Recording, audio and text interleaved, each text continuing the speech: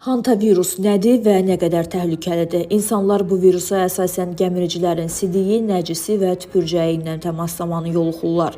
Nadir hallarda virus gəmiricinin dişləməsi və ya cırmaqlaması ilə də keçə bilər. The Lancet nəşri isə virusun Andes növünün insandan insana ötürülə bildiyini yazır. Bu virusun iki əsas sindromu mövcuddur. Bu iki növ bir-birindən fərqli əlamətlərlə özünü biruzə verir. Virusun ağciyər sindromunun qızdırma, bud və kürək nahiyələrində şiddətli əzələ ağrıları, xəstələrin yarısında baş ağrısı, baş gicəllənmə və qarın ağrısı, ürək bulanma, qusma, öskürək, nəfəs darlığı və ağciyərlərin maye ilə dolması nəticəsində sinədə sıxılma kimi əlamətləri mövcuddur. Bu növdə ölüm riski 38%-dir. Böyrək sindromlu hemoragik qızdırma növü isə özünə şiddətli baş, bel və qarın ağrısı, qızdırma, bulanıq görmə, üzdə qızartı və səpki, aşağı qan təzyiqi, kəskin şok, daxili qanaxma, kəskin böyrək çatışmazlığı kimi əlamətlərlə göstərir.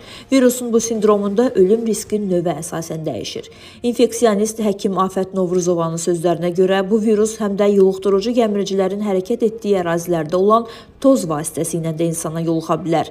Vaxtında müdaxilə olmadıqda nəfəs darlığı və bronxlarda spazm kimi simptomlar müşahidə edilə bilər. İnfeksionist həmçinin bu virusun ciddi şəkildə təhlükəli olmadığını, hətta həkimə müraciət etmədən ev şəraitində də müalicə etməyin mümkün olduğunu bildirir.